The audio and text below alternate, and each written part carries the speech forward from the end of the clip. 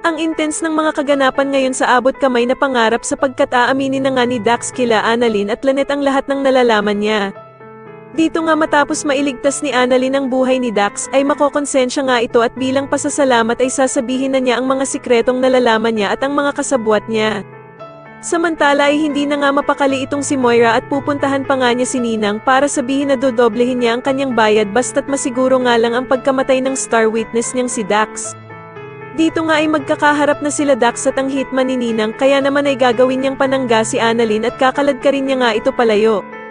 Subalit hindi naman makakapayag ang hitman na makalayo itong si Dax kaya naman ay agad niya nga itong babarilin sa kanyang paa. Habang nagsasalita naman ang hitman ay agad na makakaisip ng paraan si Dax at mahahawakan nga niya sa leeg ang hitman kaya naman ay mabibitawan ito ang kanyang baril na mapupunta naman kay Annalyn.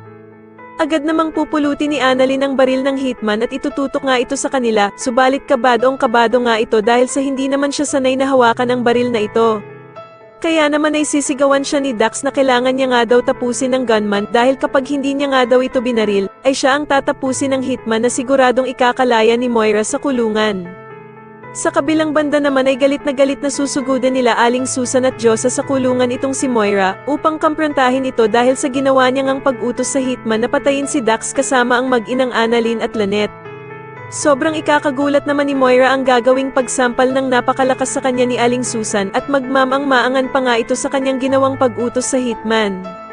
Sa tingin niyo dapat na nga bang aminin ni Dax kila Annalyn at Lynette na kasabwat niya sila Zoe at Doc Carlos matapos siyang iligtas ni Annalyn? Mas lalo na nga talagang nagiging exciting ang mga susunod na kaganapan kaya naman ay mas lalo pa nating abangan ang mas lalong gumigandang abot kamay na pangarap. Maraming salamat po sa inyong panonood at sana po ay ma-subscribe niyo ako. Maraming salamat po.